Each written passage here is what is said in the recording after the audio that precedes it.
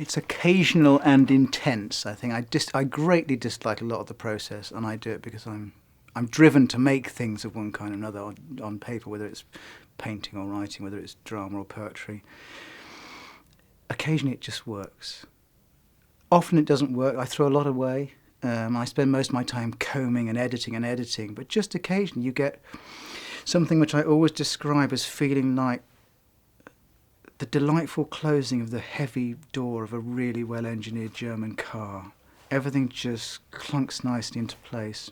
And in fact, if it clunks nicely into place, you can go back to that paragraph again and again. It has something inexhaustible about it. It doesn't happen very often, though.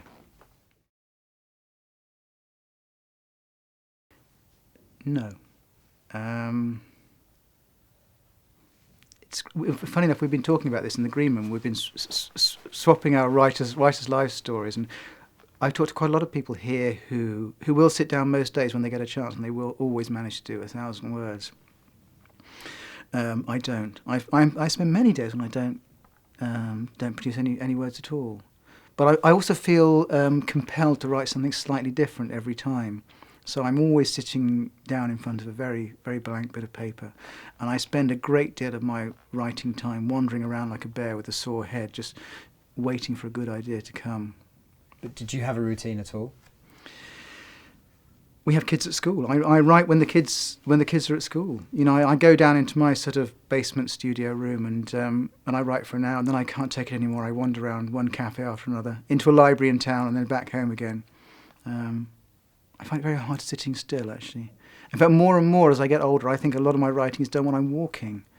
And I think by the time I'm 80, I'll spend my whole day just walking and thinking, trying to write.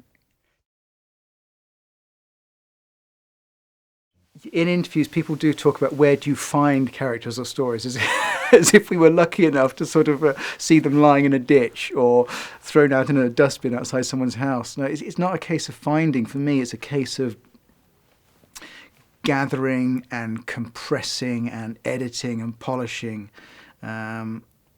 It's completely the opposite model of inspiration that I think most people have. They think about a book being sparked by an event or a person or a family story. For me, I spend my whole life hoovering up facts and images and stories from other people, and I take them home. I throw almost everything away, and almost everything I've written has at least 50 identifiable sources or ideas somewhere in it.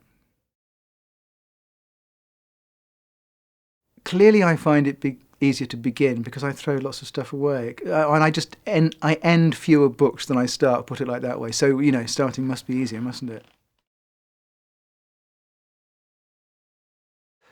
I always do go back to Virginia Woolf, but I used to list other names as well.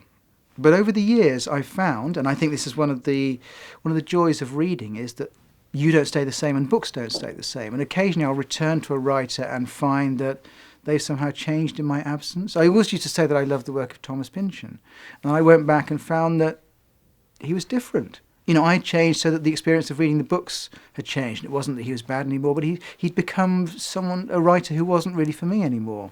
So I'm always wary of saying these are the writers I always return to, unless I happen to have read them last week, because it's in the nature of writing that it, you know, it's dynamic. It changes. A good book, you go back to a good book, and it's like an old friend. Every time you meet them, they've changed and you've changed, and it's a new relationship.